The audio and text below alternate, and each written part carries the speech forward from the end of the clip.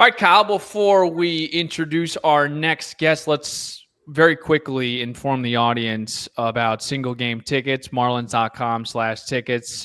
Look, it's coming. It's coming quickly. We have spring training, obviously, February 22nd. But that first game against the Pittsburgh Pirates, Skeens versus Sandy, make sure to check out marlin.com/tickets for single game tickets. You see it on your screen right now.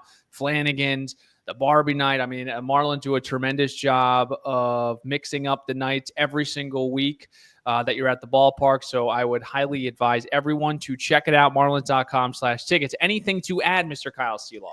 You mentioned Paul Skeens' name. I saw the article last night that an 11-year-old card trader in California pulled his one of one. Unbelievable. And that was a huge story a couple of months ago because the Pirates are offering like 2 seats behind the plate for the next 30 years and all of this crazy because Skeens wants the card back. But that's all I had on the Paul Skeens front, Stephen. Yeah, it's funny. You jumped the gun to get on Love It or Leave It because that was one of my Love It or Leave It topics. Again, jumping the gun. Last week you did Miami Live, but you know what? You're all over it. I cannot question your intelligence. I didn't know about that. You can't blame me. I didn't know about that. You said Skeens' name. I saw the story. No, I can't.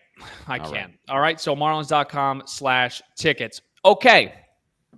Our next guest makes his way south after spending last season as the New York Yankees major league analyst. Before that, he was the assistant minor league hitting coach or coordinator, rather, a hitting coach with the GCL Yankees East, hitting coach with the FCL Yankees. And he is now the field coordinator for your Miami Marlins. It's Aaron Leanhardt. He jumps in the ring and he's ready to rock here. Aaron, Steven Strom here, Kyle Seeloff there. I saw before all of this that you are a physics professor at the University of Michigan for 7 years. What did syllabus week look like for Professor Lenny? Oh, wow. That's something my students can probably answer better than I can. It definitely evolved over time. Every semester you're teaching a different class. I really enjoyed that aspect of it.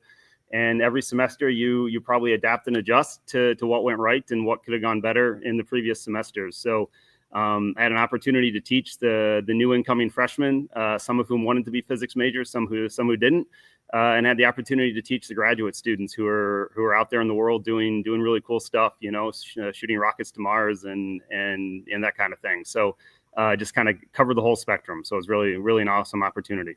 Where the heck do we start with this guy, Kyle? I mean, 7 years as a professor, then he moves in and says, I'm going to do baseball. And I'm going to work for one of the best franchises ever in the Yankees. I mean, where do we even start with this guy?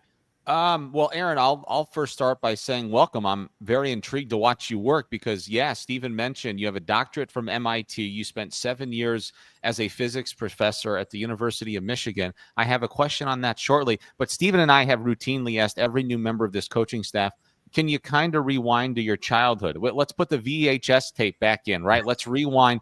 Can you explain to me and to both of us how you have gotten to where you are now, where your love of baseball came from, and I guess your trajectory and journey to this point? I'll start with, I think my childhood was recorded on Super 8, not VHS. So, okay. All right. I jumped the gun. I apologize, Aaron. Anyways, I grew up a huge sports fan, huge baseball fan, to be honest, in the Metro Detroit area. So huge Tigers fan back in the 80s when they won the World Series, which was an amazing experience as a kid for sure. Still root for all the other Detroit sports teams, the Lions, the Pistons, the Red Wings, that kind of stuff. Played baseball through high school. Was good enough to make a varsity baseball team in a school with over 2,000 kids. So was decent. But I went to the University of Michigan as an undergraduate and was definitely not good enough to play baseball there. I walked on and I walked right off about as quickly as they could. So, and I'm certainly not telling them that they made the wrong decision. They made the right decision, and I probably made the right decision as well. I went into to the sciences. I studied electrical engineering as an undergraduate. I worked in a research lab, a physics research lab when I was an undergraduate there, which is how I made the decision to transition into physics full time and go to graduate school and get a PhD in physics. And then after that, maybe one of the more common career trajectories is to, work in more research labs and aspire to be a professor, which is what I ended up doing for about 7 years. I taught classes and ran a research lab at the University of Michigan. And it was a really great experience. And at some point I had the opportunity to try to transition into something else. So that something else eventually became baseball. It was at a time where I think analytics had been in the game of baseball for quite a while at that point. It was always used for what you might consider more player evaluations and player valuations on the front office side, maybe a little bit of in-game strategy, but definitely not used as heavily on the player development side. So to a certain extent, kind of that era when I entered the game was when the data, the analytics were being used a little bit more by the coaches on the ground to basically help players get better and advance their careers. So that was the approach I took to it. That was kind of the teacher inside of me wanting to still teach, if you will, but try to teach at a different level, a different topic, if you will. So got to start coaching in some fairly small places. The Atlantic Collegiate Baseball League in New Jersey, a small junior college in Eastern Montana, Dawson Community College, and eventually got a job at the lower minor league levels with the Yankees, and worked my way to here at this position. So, wow, that's a lot to kind of chew off. Let me first start with you getting into baseball. Was that something where you went to them? Did they come to you? Because again, like analytics were, known, but I don't know if they were as common. How did the process of you actually getting a job with a team in baseball begin? I definitely did a lot of the looking originally. I think if you look back on the resume I submitted at the time, it was probably a pretty easy reject kind of cast aside, to be honest. And so I'll give a lot of credit to the first couple people that had the courage to hire me and give me a job. And I'll give a lot of credit to the players, that the first groups of players that worked with me. For sticking with me and kind of giving me the trust to help them get better in a way that was probably different than they'd experienced in the past. So definitely a lot of looking around on my behalf to get started. And then at some point you kind of gain a little bit of traction and a little bit of, name recognition in the industry, and it kind of snowballs from there. Aaron, what was your life goals if you never did segue over to the baseball side? What were you kind of planning on doing, you think? Yeah. As a teacher, I think students are always setting 5-year plans, 10-year plans, that kind of thing. And the one answer to your question would be there's no way that my 5-year plan or 10-year plan was this when I was teaching physics at the University of Michigan. So the short answer is I took a faculty job because I really enjoyed teaching. I really enjoyed research. I really enjoyed working in that environment as a student coming up through the system, if you want to think of it that way. And honestly, I think at that time, the long-term vision would have been to ride that out, through tenure into retirement, like I think a lot of people do. And then for whatever reason, I decided to become captivated by what you might call teaching and player development in just a different realm, right? So it's a lot of similar concepts. What are the best practices for educating students in a classroom? What are the best practices for acquiring skill on a baseball field? There's a lot of actually, really interesting nuances that go on behind the scenes to actually do those jobs better, if you will, more efficiently than they're typically done. So that was always what kind of captured my interest as an educator, whether as a formal classroom professor or a baseball coach. And you obviously worked a lot on the analytics side of things. I thought it was interesting your time with the Yankees, and we'll bounce around here a little bit. We'll obviously ask you what your job and responsibilities are now with the Marlins. The era of analytics here has obviously come a long way. At first, it was seen as taboo, like what is all this stuff? How could it possibly make us better? We've transitioned now to where players are being very receptive of this. If I understand it correctly, your job in recent years was the Yankees, was you were kind of the conduit between the players and the front office, kind of that buffer to help everybody involved. But how have you been able to, get the trust of the players and coaches to get us to a point where they're very receptive to using this information to try to better their careers and livelihoods? I think it always starts kind of small and it builds up. If you demonstrate the ability to help a player get better, their trust is gonna grow in you. And I think having that data, the technology available is just one of many tools to help coaches help the players get better, and and the players see that as time goes on, right? You start working with them in the cage, and they think they hit a fly ball or something like that, and you show them that the actual reading on the technology says it was more like a one hopper to the shortstop, and that's just honest, objective feedback, and then they can make the adjustment that they want to make, because they want to hit that line drive over the shortstop's head. They want to hit that double. So again, it's I think it's really just the fact that as time goes on, as you start incorporating these things into the practices and into the training environment, and giving the players feedback based on this information, the players then use it to help themselves get better, and they really start to embrace it. So following that, Aaron, I actually read an article from the New York Post. It was really cool. Aaron Judge was complimenting you when he wanted to go in late for a workout in the cages. He thought he was the only one there, and he referenced you as obviously Lenny, and he said, here was Lenny, sitting there and getting his work in. What was your relationship with, I guess, not only Aaron Judge, because he's obviously such a big name, but your relationship with the players? And I know Kyle had just asked sort of about it, but just really your roles and responsibilities in a guy, someone like Aaron Judge. Yeah, I mean, it was, over my time with the Yankees, there's lots of players that came through the player development complex in Tampa. Some of the minor league guys, some of the major league guys would work out there, and it was, really just always be available to help them out, whatever needed to get done. And then over time, you kind of build that relationship with the guys where, at some point they start coming to you with questions, as opposed to maybe initially you're kind of tasked with going to them with unsolicited information, which can be a bit of a challenge, right? But again, like I said, as time goes on, you provide them with information that helps them get better, that's in response to something that they're asking about in the game. Like, hey man, these guys seem to be beating me with change-ups, right and right change-ups. So these guys are beating me with four seams on the top of the zone.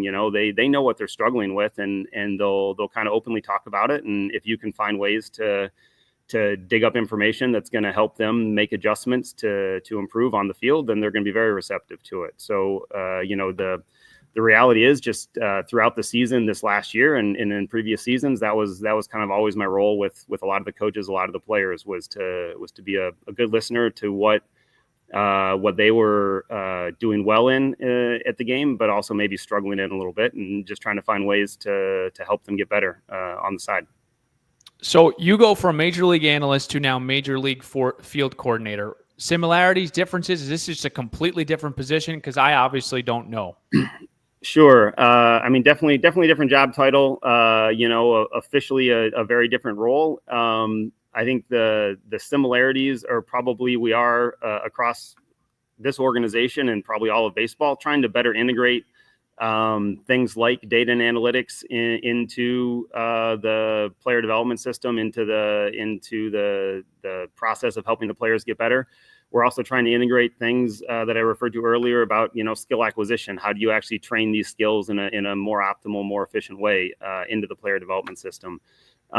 So to some extent, that is my role here, is to really help all of the hitting coach has a very specific role, right? He helps hitters hit, if you will. The pitching coach, same thing. He helps the pitchers pitch. The infield coach, the outfield coach, the base running coach. My role is to really help them have access to all that information and have access to all the best practices and skill acquisition.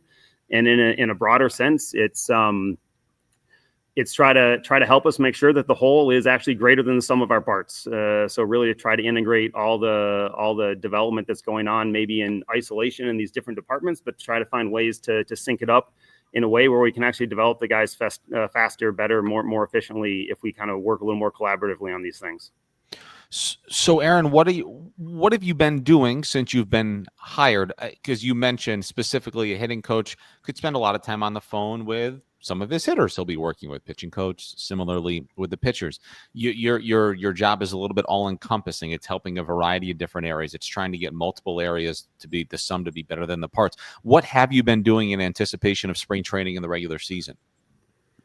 Yeah, so definitely reaching out to each one of those individual departments and trying to understand their mission, their objectives, their goals. As a hitting coach, I might know that area fairly well, but it's still not my job here to coach the hitters, right? I still need to reach out to our director of hitting and make sure I understand his goals, his objectives, his philosophy for that area, right? And then, of course, across the other departments where I probably have a lot less experience, definitely just get to know how our pitching department wants to operate, how our base running department, our infield department, our outfield department, and then beyond even those on-field departments, how does the mental performance department want to integrate itself into all of this? How does the analytics department, the sports science department, the nutrition department, the strength and conditioning department, the athletic trainers, et cetera, right?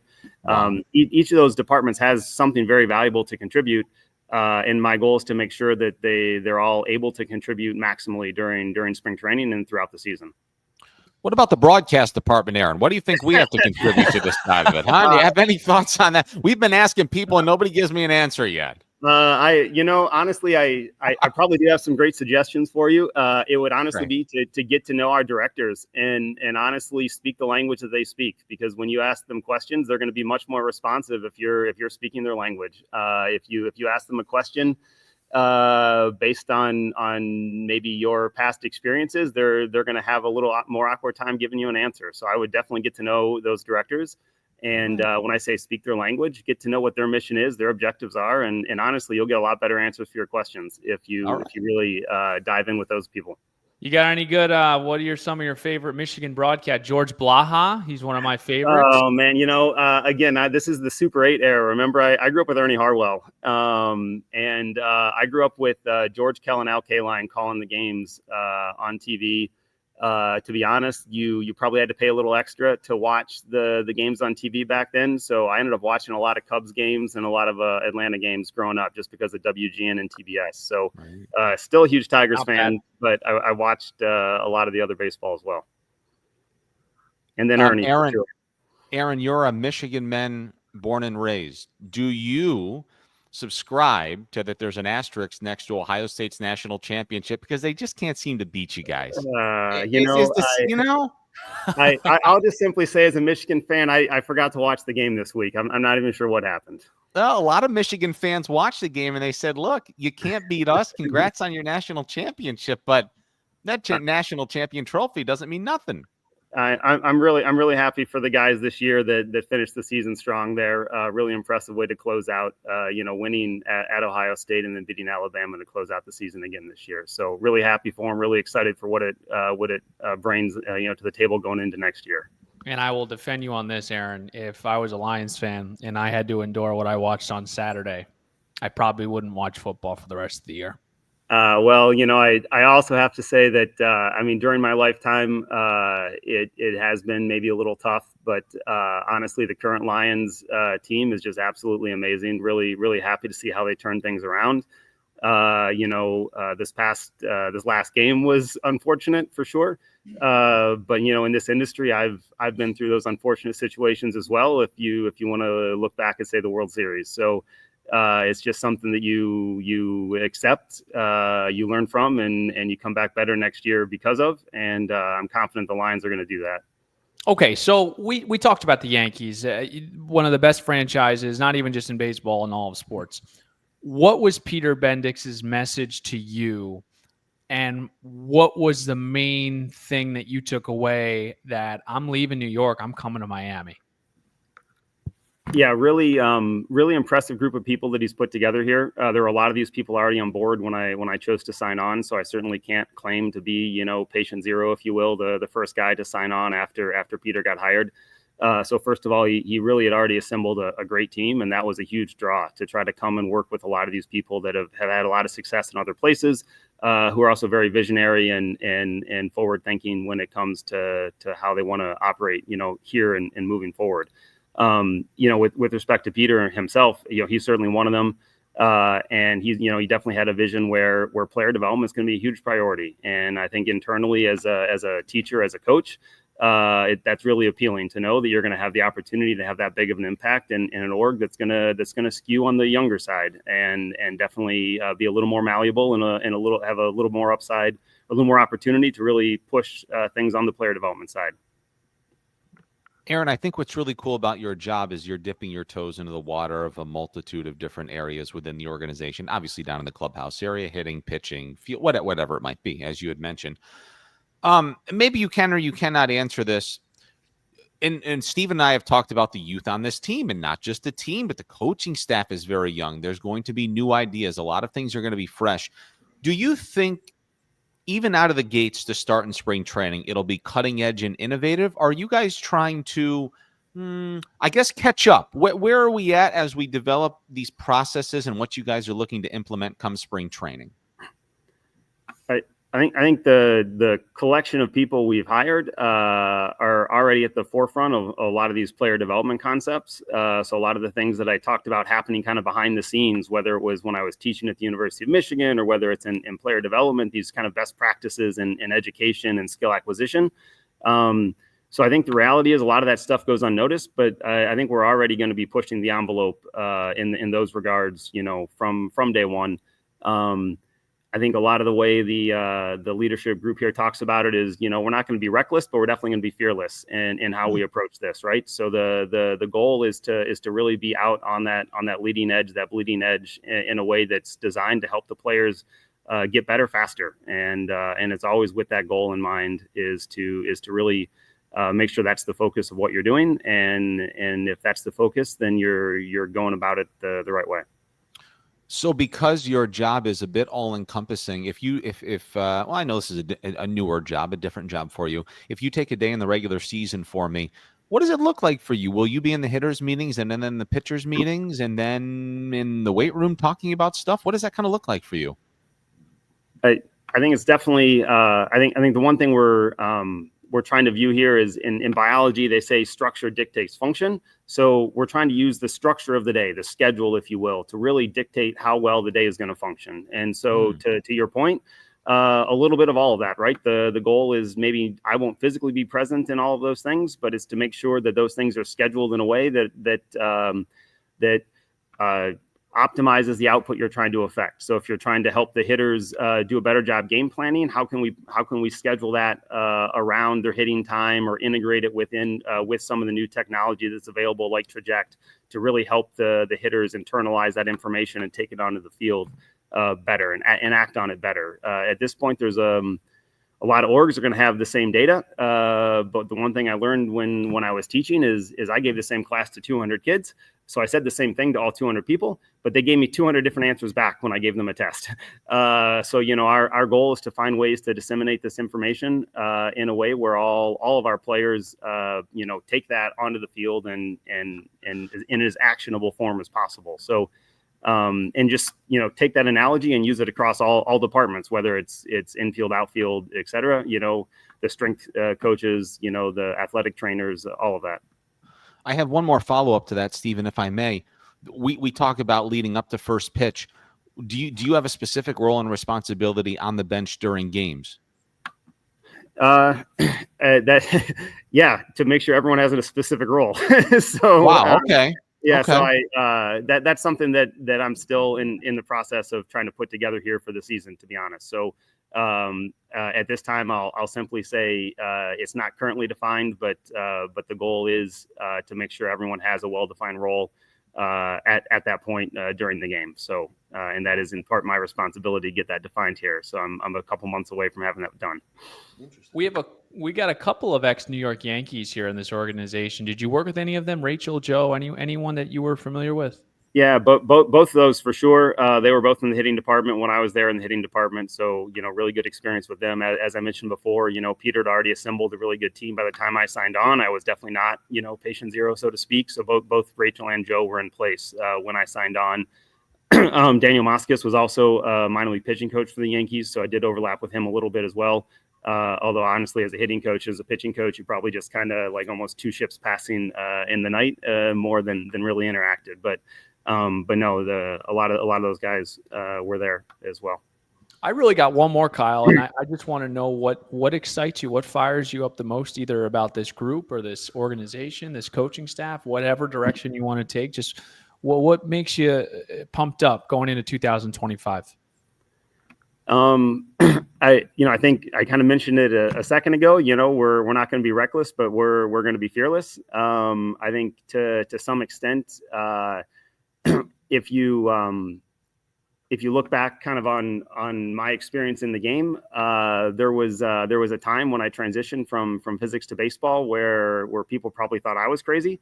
And I probably give them the answer, well, there's a fine line between courageous and crazy, and I try to walk it every day. So to some extent, that mentality overlaps, I think, very well with our mindset here of being fearless, not reckless, but fearless, right? It's kind of that conundrum that we're going to push the envelope on every day when it comes to really all facets of the game, particularly player development, which is the facet that I'm part of. Aaron, I mean this seriously. Obviously, with a doctorate from MIT and your background in physics, there's all this crazy stuff now and the TrackMan data and all this. Do you spend your free time trying to develop the next new TrackMan that only the Marlins will have access to? And like from a physics side of things, like trying to invent something that nobody else has that might make the Marlins better? Or like, is there not enough time to do that? People ask me that all the time, and I'll say I'm very open and receptive to questions, both from coaches and from players. And I think over the years, we've probably found ways to deliver items to coaches and players that have had a big impact on the game. And some of those have still managed to fly under the radar, which is fine. Some of them Really? you'll probably find out about as time goes on. But there's absolutely ways to try to find some modifications to current, whatever it is, technologies, equipment, et cetera, in ways that'll push the envelope for the players. And they really gravitate towards that. That's really interesting. I'm picking up what you're putting down. I'm following you there. That's interesting. What do you got, Steven? What else you got for me? What do I have for you? Oh, sorry. No, I ask you that. I'm just genuinely curious. Somebody with your background and your profound knowledge that you have, what keeps you busy outside of baseball? What are some of your passions?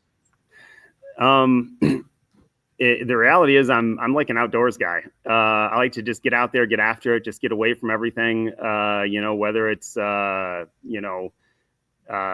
2-3 hour hike, bike ride, you name it, just try to get out and get after it. So that would be my go-to, if it's accessible, would be something like that.